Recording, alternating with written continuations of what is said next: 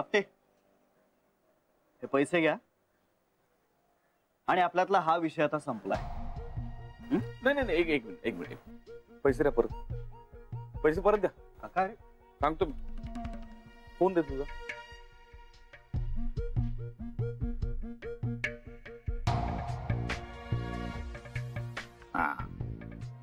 आता श्री पैसे परत दे.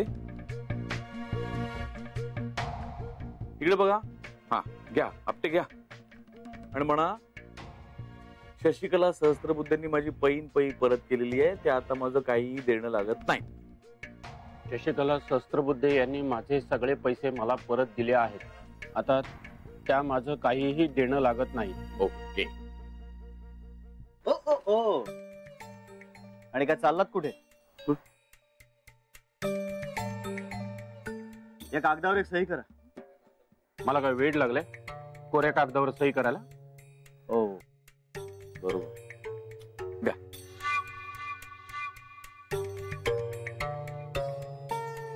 वा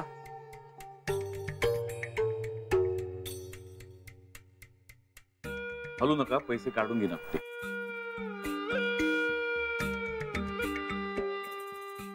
घ्या लिहिले. करा सही.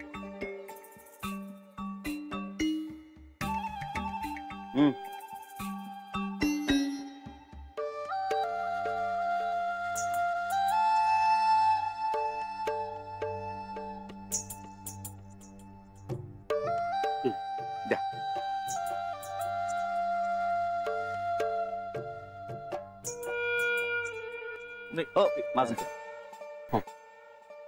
आपटे आता या दोघांपासून 100 फुटाच्या अंतरावर जरी दिसलात ना तर दसऱ्याच्या दिवशी इंच विकीन. समजलं ना? जाऊ चला कोपऱ्यापर्यंत सोडून येतो तुम्हाला. मी या या.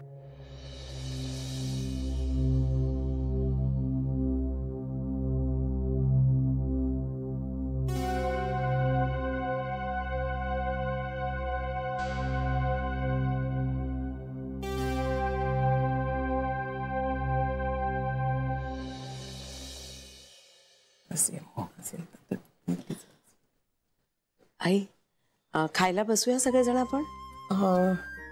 जान्हवीला येऊ देत ना मग बसू. मी बघून येऊ का? मला वाटतं आपण थोडा वेळ थांबूया. ठीक आहे.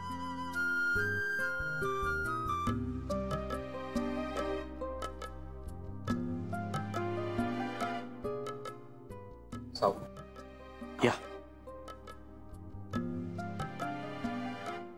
अरे या ना. नमस्कार. नमस्कार. बसा. सावकाश. पांडुरंगा. बस ना बस बेटा.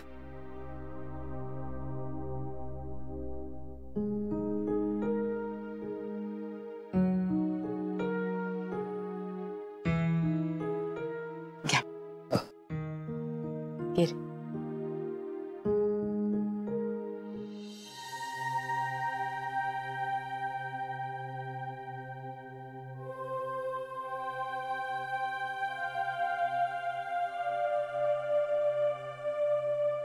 चहा घ्याल की सरबत? नाही नको काहीच. असं काय काहीतरी या ना. नर्मदा चहा टाक ना.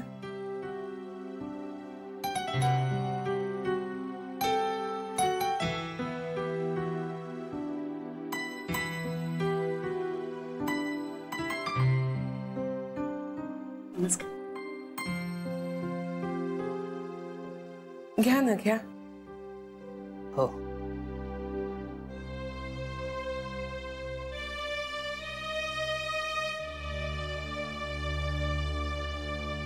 पिंट्या कसा आहेस?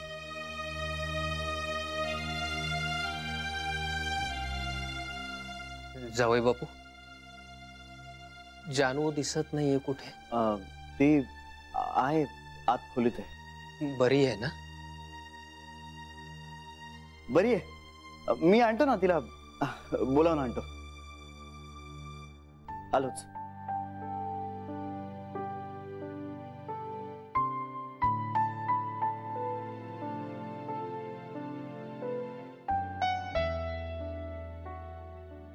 बाकी सगळं ठीक आहे ना? हो. असं का विचारलं? नाही, तुम्ही सगळे खूप शांत शांत दिसताय म्हणून म्हटलं. आम्हाला वाटलं होतं की घरात कार्य असल्यासारखी गडबड असेल. नाही हो, घरातल्या घरातच केलंय ना, गडबड कसली.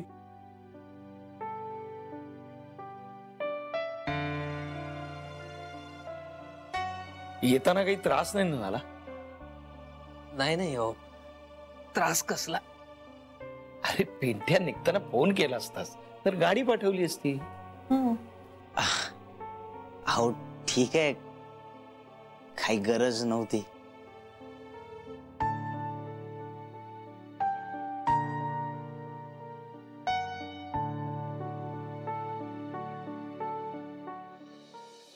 हे काय केलं मी? एक चूक लपवण्यासाठी दुसरी चूकच केली. आईला वाचवण्यासाठी का होईना पण शेवटी खोटच बोलले. घरच्यांशी खोटं बोलले. ज्यांनी माझ्यावर, माझ्या शब्दांवर विश्वास ठेवला त्यांच्याशी खोटं बोलले. पण खरं तरी कसं बोलणार होते? काय वाटलं असतं सगळ्यांना आईबद्दल? त्यांचं काय मत झालं असतं तिच्याबद्दल? नाही, काही झालं तरी माझी आई आहे ती. तिच्याबद्दल इतरांचं मत बरंच असावं असं वाटतं मला. आई काही फक्त मला त्रास देण्यासाठी अशी नाही वागत, तो स्वभाव आहे तिचा. एरवी आईने कधीच मला सावत्र वागणूक दिली नाही. तिच्याच्यानं होईल तसं तसं वाढवलंय तिने मला. एखाद्या व्यक्तीच्या नुसत्या असण्यानेही एक आधार असतोच ना, तसा आईमुळे कित्येक वेळा मिळालाय मला. आणि आज मी तिलाच जा म्हणून सांगितलं. माझ्या घरातून जा असं मी माझ्या आईला सांगितलं. शी, काय केलं मी हे? मुलगी म्हणूनही कमी पडले आणि सून म्हणूनही.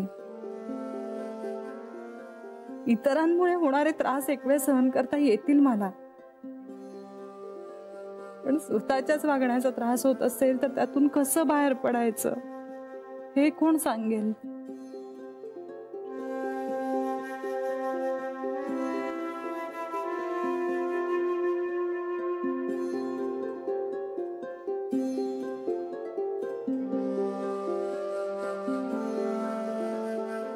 जानवी,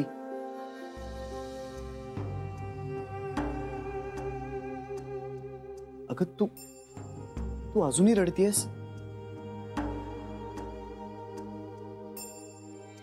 जानवी, जानवी बघ माझ्याकडे. हे जानवी, अगं बघ ना, बघ इकडे.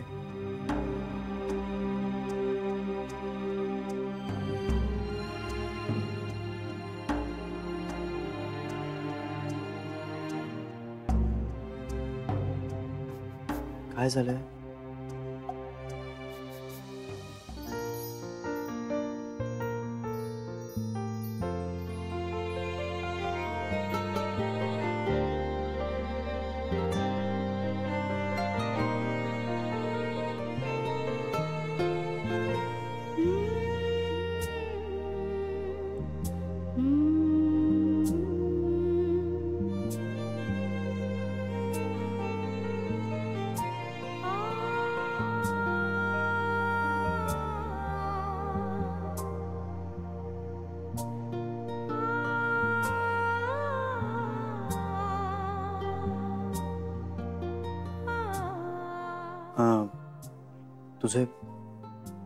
तुझे बाबा आलेत हे सांगायला आलो होतो. बाबा? हो. ए जानवी, असा चेहरा घेऊन नको जाऊस बाबांसमोर. डोळे पुस.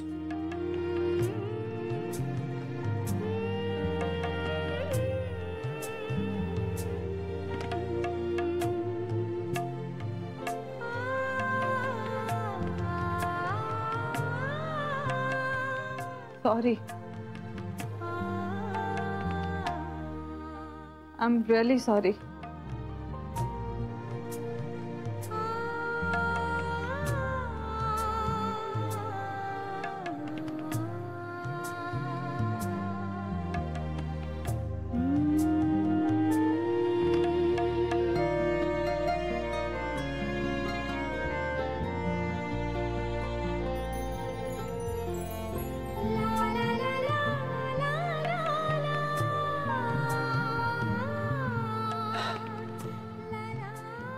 Happy anniversary Janhvi.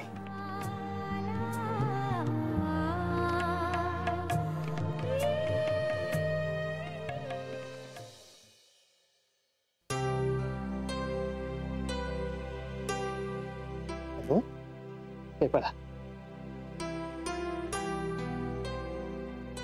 जानू.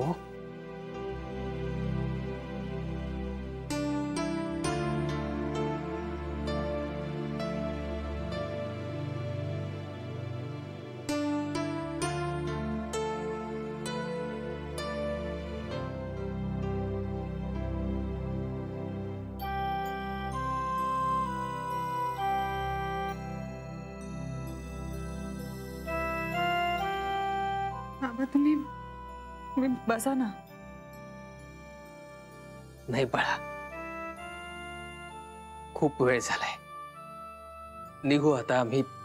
तुझी आई आली की.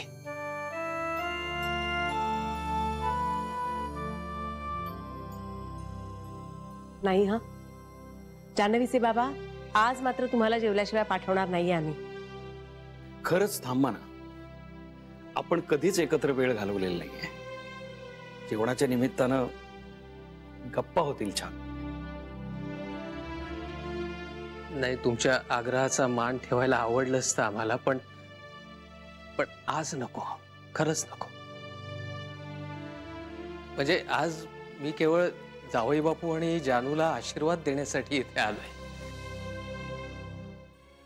शिवाय जानूच्या आईलाही घरी घेऊन जायचंय, त्यामुळे आज नको. खरंच नको.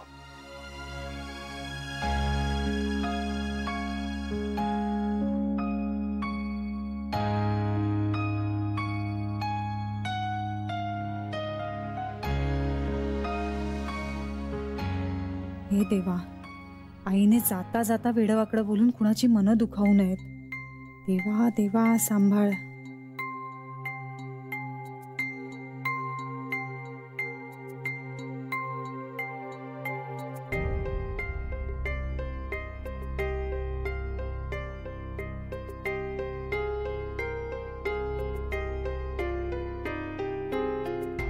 येते हा भागीरथी मॅडम. हो, असं अचानक का? येताना कुठे विचारून आले होते, मग आता जाताना जाऊ का असं कसं विचारणार? विचारायचा प्रश्नच येत नाहीये. आज श्री आणि जान्हवीची अॅनिव्हर्सरी आहे. एवढा आनंदाचा दिवस. आजचा दिवस तरी राहा. नको, खरंच खूप झाला पाहुणचार. आणि लेकीच्या सासरी किती दिवस राहायचं अजून? आता परवानगी द्या. तुम्हाला असं वाटतंय का की त्या आपट्यांच्या बोलण्यामुळे आम्ही नाराज झालो? तर तसं काही नाहीये. बाहेरच्या माणसांपेक्षा आपल्या माणसांवर आम्ही जास्त विश्वास ठेवतो. जान्हवीवर आमचा पूर्ण विश्वास आहे. त्या आपट्यांचं बोलणं आम्ही मनावर नाही घेतलंय. तुम्ही थांबा. खरंच तुम्ही सगळेच थांबा. खरंच थांबा. अहो, मी तर म्हणतो आता दिवाळी एकदम तोंडावर झाली आहे, तर इथेच साजरी करा ना. अहो नाही, खरंच आम्ही खूप भारावून गेलोय तुमच्या या आग्रहामुळे. पण नका आता आग्रह करू. काही काही रूढी परंपरा जाता जात नाहीत मनातून. लेकीच्या सासरी राहणं नाही म्हटलं तरी नाही पटत मनाला. शिवाय ऐन दिवाळीत घराला अंधारात कसं ठेवायचं नको वाटतं ते. पण शक्य झालं तर तुम्ही सगळेजण मात्र या यंदा दिवाळीत आमच्याकडे. मी बोलावणं करीन तुम्हाला. हा, आत्ता आम्ही निघतो. येऊ? परवानगी द्या. आई निघूया.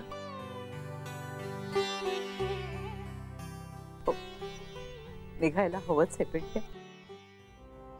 ते जसा भरभरून पाहुणचार घेतला तसाच भरभरून निरोपही घ्यायला हवा ना.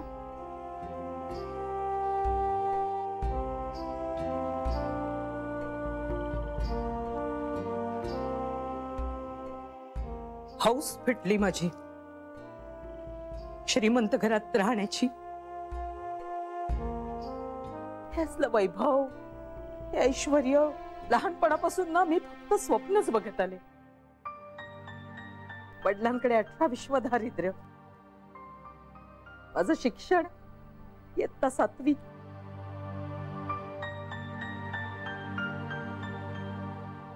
जरा जाणती झाले आणि आई वडिलांनी दुसरेपणावर लग्न करून स्वतः मात्र जबाबदारीतनं मोकळे झाले. ओ, खाणारं एक तोंड कमी झालं ना.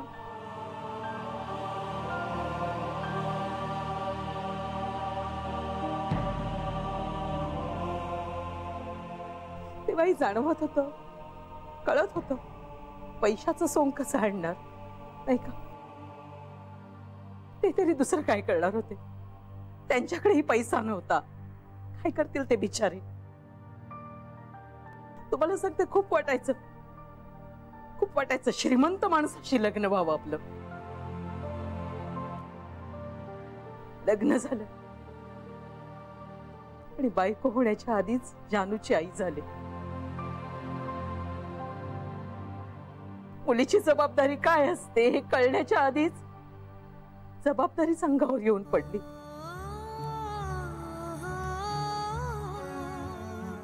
नवऱ्याच्या घरी 2 वेळेस पोटभर अन्न मिळायचं, त्यात समाधान मानायला लागले. बाकी पैशाची चणचण मात्र कायमची. पण त्यातही नेटानं संसार केला. जानूला सख्या आईची माया द्यायला कमी पडले असेल कदाचित, पण सावध राहायचा जाचही नाही केला हो मी.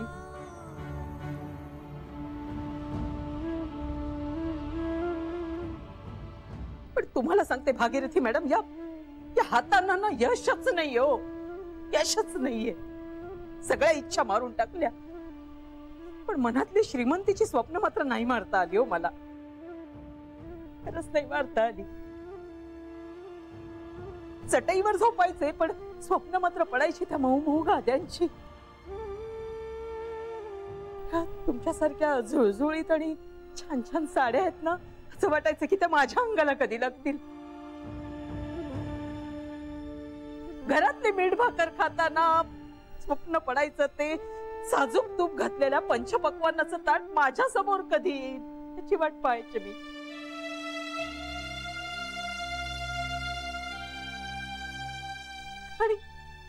आणि मी तुमच्याकडे आले आणि त्या सगळ्या माझ्या इच्छा आकांक्षा मी पूर्ण करून घेतल्या.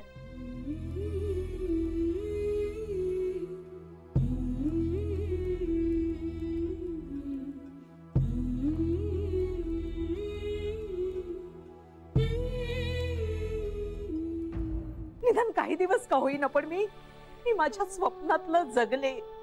मी रमले हो इकडे.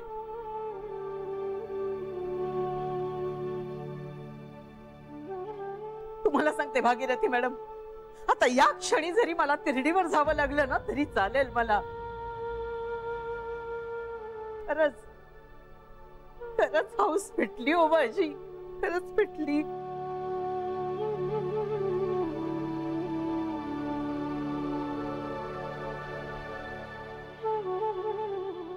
कला, अगं चांगल्या आणि भरल्या घरात असं कशाला बोलतीयस? चल घरी जाऊया आपण. चला. नाही माझ्यामुळे तुम्हा सगळ्यांना खूप खूप मनस्ताप झालेला आहे. मला मला खरंच तुम्ही माफ करा.